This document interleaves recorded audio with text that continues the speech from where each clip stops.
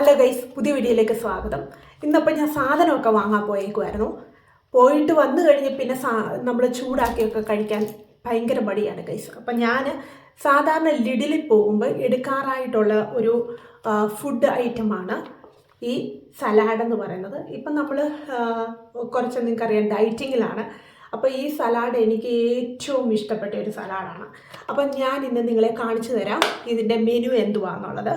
ഇപ്പോൾ ഇത് ശരിക്കും പറഞ്ഞാൽ ഒരു ട്യൂണ സലാഡാണ്. ട്യൂണ വെച്ചിട്ടാണ് ഈ സലാഡ് ഉള്ളത്. പിന്നെ കുറച്ച് വെജിറ്റബിൾസ് ഉണ്ട്, പാസ്തയുണ്ട്, കോണുണ്ട്, ഒലിവുണ്ട്. നമുക്കപ്പോൾ തുറന്ന് നോക്കാം എന്തൊക്കെയാണുള്ളതെന്നുള്ളത്. ഇതിൽ തന്നെ എഴുതിയിട്ടുണ്ട്, ഇതിനകത്ത് സലാഡിൻ്റെ മെനു ഒക്കെ ഇതിനകത്ത് എഴുതിയിട്ടുണ്ട്. ഞാൻ നിങ്ങളെ എക്സ്പ്ലെയിൻ ചെയ്തതേ ഉള്ളൂ. നമുക്കിത് പൊട്ടിച്ച് നോക്കാം.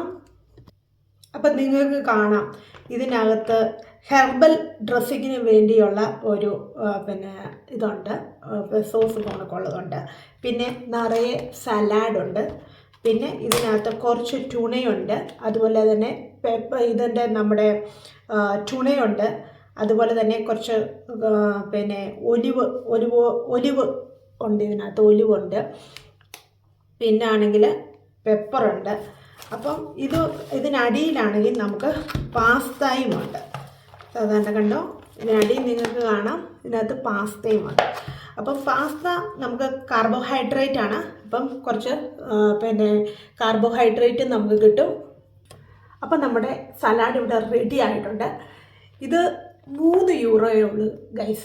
2 യൂറോ 99 ഉള്ളൂ. അപ്പം അടിപൊളിയാണ്, എനിക്ക് ഭയങ്കര ഇഷ്ടമാണ്. ഞാൻ ഇടയ്ക്കൊക്കെ അത് കഴിക്കാറുണ്ട്.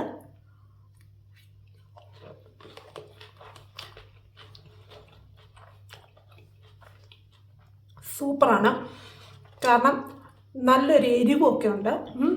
പിന്നെ ആ തന്നിരിക്കുന്ന മുഴുവൻ സോസും ഇതിനകത്ത് ഞാൻ ഒഴിക്കും, എന്നാലേ അതിൻ്റെ ആ ടേസ്റ്റ് കറക്റ്റായിട്ട് നമുക്ക് കിട്ടത്തുള്ളൂ.